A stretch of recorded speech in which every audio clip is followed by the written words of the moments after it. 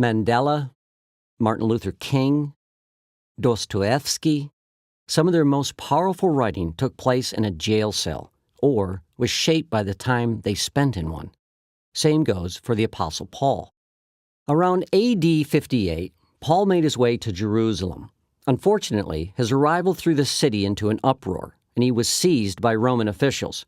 For the next 2 years, Paul was caught up in a maze of hearings, trials, even the occasional plot on his life. Eventually, Paul was taken to Rome, where he awaited his day in Caesar's court. During this final period of his life, Paul wrote several letters, collectively known as his prison letters. 4 of them, Colossians, Ephesians, Philemon, and Philippians, were sent from Rome. 1 Timothy and Titus were written during a brief period of freedom. By the time Paul wrote his last letter, 2 Timothy, he was back in prison, this time with little hope of release.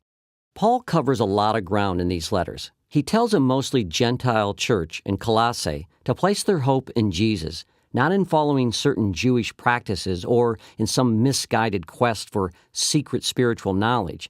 In the letter known as Ephesians, he encourages Gentile believers across Asia Minor to see themselves as part of one new humanity, together with Jewish followers of Jesus, and to let this identity transform their relationships with each other. In Philemon, Paul negotiates the reconciliation of a house church leader with his runaway slave. In Philippians, he encourages readers to follow his example and turn their suffering into a platform to announce the good news about the Messiah who suffered for everyone.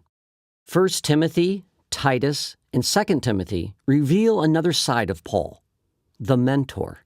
In these letters, the last he ever wrote, Paul counsels 2 young church leaders who were trying to keep Christian communities in Ephesus and Crete from falling apart. Despite the variety, there are some common threads woven throughout Paul's prison letters, like what it means to live as one new humanity, where all the old barriers, Jew versus Gentile, slave versus free, are rendered meaningless, or the importance of persevering to the end. These are just 2 of the ideas Paul keeps coming back to in his final letters.